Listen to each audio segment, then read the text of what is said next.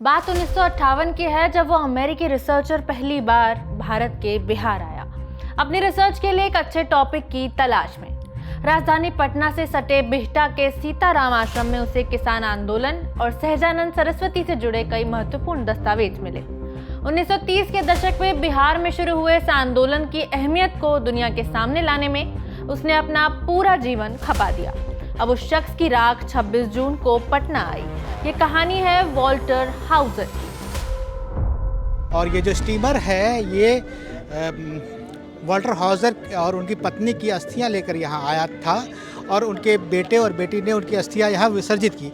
ये बहुत रोचक अवसर है कि एक वॉल्टर हाउजर नाम के एक रिसर्चर जो 1960 के दशक में बिहार आए थे और उन्होंने स्वामी सहजानंद सरस्वती के किसान आंदोलन पर रिसर्च किया था, लेकिन उनका जीवन सिर्फ रिसर्च पर फोकस नहीं रहा। उन्होंने उसके बाद अपने कई शिष्यों को बिहार भेजा अलग अलग विषयों पर रिसर्च करने के लिए और बिहार से उनका एक गहरा नाता जुड़ गया। वो नाता इतना संवेदनशील और भावुक था कि उन्होंने ये तय किया कि अपना अंतिम संस्कार अपना और अपनी पत्नी का अंतिम संस्कार वो हिंदू रीति रिवाजों से करवाएंगे। उनकी अंत्येष्टि हुई, दाह संस्कार हुआ और फिर उनकी अस्थियाँ उन्होंने सोचा था कि ये अस्थियाँ गंगा में प्रवाहित की जाएगी, तो उनके बच्चे उनकी अस्थियाँ लेकर आए थे। उनकी मृत्यु 2019 में ही हो गई थी, लेकिन उनके बच्चे उनकी अस्थियाँ लेकर आए थे जो यहाँ प्रवाहित की गई।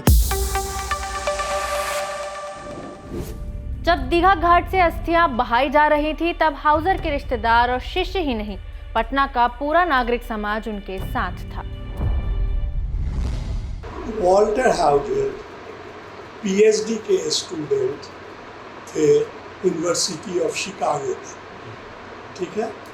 वहाँ पर इंडिया विलेज सेमिनार होता था, ये हम एकेडमिक साइड बता रहे हैं। विलेज इंडिया सेमिनार क्लास होता था जिसमें लोग जाते थे, उसमें एमएनसी रिवाज भी या लोग यहाँ से भी गए होंगे। दूसरा था कि वॉल्टर हाउजर खुद भी ऐसे फैमिली से आ रहे थे जो और अपने यंग एज में एग्रीकल्चरल लेबरर का काम किया था। Walter Hauser Fulbright fellowship, interest जग गया इंडिया पे, तो फुल ब्राइट फेलोशिप पे पीएचडी फील्ड ट्रिप के लिए इंडिया है। फुल ब्राइट स्कॉलरशिप लेकर जब वो भारत आए तो उनके साथ उनकी पत्नी रोजमेरी हाउजर भी थी और यहीं भारत में ही उनकी बेटी का जन्म हुआ। भारत के प्रेम में उन्होंने अपनी बेटी का नाम शीला रख दिया।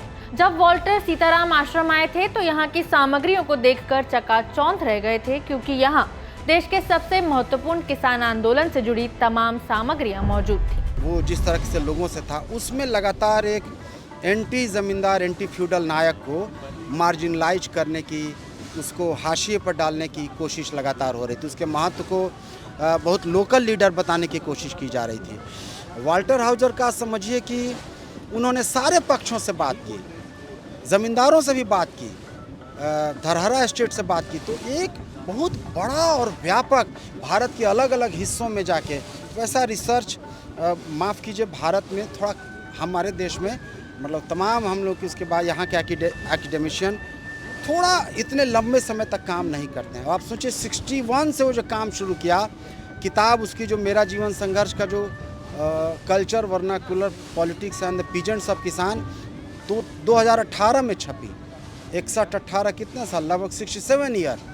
तो इतना लंबा काम एक काम किए, ये चीज़ वॉल्टर हाउजर को अनूठा बनाता है। हालांकि बिहार और भारत से उनका जुड़ाव सिर्फ किसान आंदोलन पर उनके शोध तक ही सीमित नहीं रहा। बिहार की लगातार यात्राओं के दौरान उनका जुड़ाव यहाँ के लोगों, समाज और संस्कृति से भी होता रहा। Even in the U.S., where our house, the home that I grew up in, my father named Nilgiri Hill. So even in the U.S., he lived in India. Father was always thinking about India, and I asked my father near the end of his life what he wanted to leave behind, and he said he wanted everybody to understand the beauty of India, especially Bihar, and the kindness and generosity of the Bihari. and the Bihari peasants. Kailash Chandra Jha कहते हैं बांग्लादेश युद्ध के दौरान उन्होंने America में भारत के पक्ष में लॉबिंग की थी। उनकी मौत के बाद अमेरिका में उन्हें ग्रेट बेटा ऑफ बिहार कहा जाता था। इसी लगाव की वजह से उन्होंने अलग अलग समय पर अपने कई छात्रों को भी शोध के लिए बिहार भेजा था। हालांकि वॉल्टर के बिहार और भारत के प्रति प्रेम को गलत भी समझा गया। वो सीताराम आश्रम से अपने साथ किसान आंदोलन के दस्तावेजों को वर्जीनिया ले गए थे। 60 और 70 के दशक में जब इन दस्तावेजों की तलाश होने लगी तब इस बात को लेकर काफी विवाद भी हुआ था। संसद तक में ये सवाल उठा और ये तक कह दिया गया कि वॉल्टर हाउजर CIA के एजेंट हैं। किन परिस्थितियों में लेके गए, कैसे लेके गए, ये एक इस पर बहुत कम बातचीत, क्योंकि वो जीवित नहीं है। अब यहाँ के दस्तावेज, श्री सीताराम के आश्रम के दस्तावेज, बिहार अभिलेखागार के दस्तावेज उनके पास गए। लेकिन सबसे अच्छी बात क्या है कि मृत्यु से पहले उन्होंने सारे दस्तावेज जहाँ के थे वहाँ सौंपे। अगर आप बिहार में दस्तावेजों के गायब होने, पलायन की बात देखेंगे तो आप शिवपूजन सहाय के जितने दस्तावेज थे उनवास लाइब्रेरी के, वो सब के सब यहाँ से जा चुके हैं। आपको जर्मनी जाना पड़ेगा, आपको दूसरी जगह जाना पड़ेगा।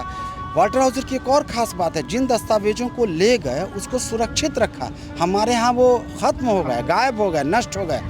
एक और बात कम लोग जानते हैं कि 1974 में उन्होंने स्वामी सहजानंद बिहटा के श्री सीताराम आश्रम के दस्तावेजों को, चिट्ठियों, पत्रियों, पांडुलिपियों का micro filming Nehru museum library में भी कराया था।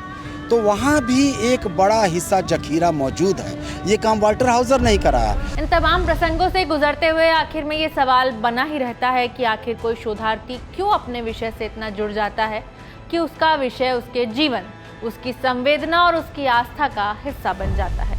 कई कारण हैं, जिसमें सबसे बड़ा कारण है जो अनजाना है, अननोन है, स्ट्रेंजर है, उसके प्रति आकर्षण।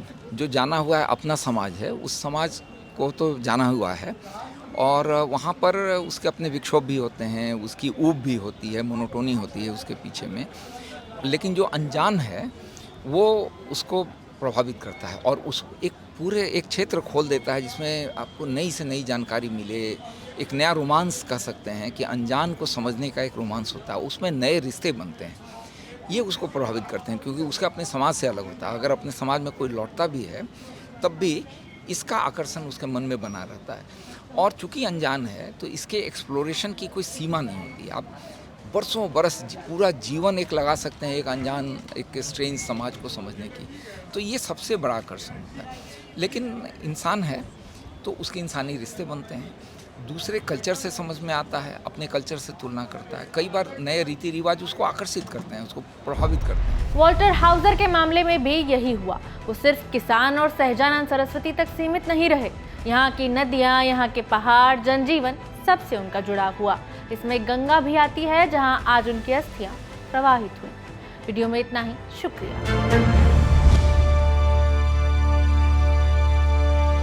इसी तरह की तसल्ली से भरी हुई एक्सक्लूसिव रिपोर्ट्स देखने के लिए सब्सक्राइब करें इंडिया टुडे हिंदी का YouTube चैनल और बेल आइकन जरूर प्रेस करें ताकि वीडियो अपलोड होते ही आपको खबर हो जाए।